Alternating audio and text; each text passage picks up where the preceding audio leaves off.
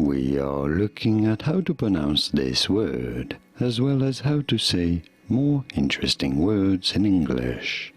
In British English, because the American pronunciation is different, this is normally said as cicadas, cicadas. In American English, however, it is normally pronounced as cicadas, cicadas in American English versus cicadas in British English. Did you get it?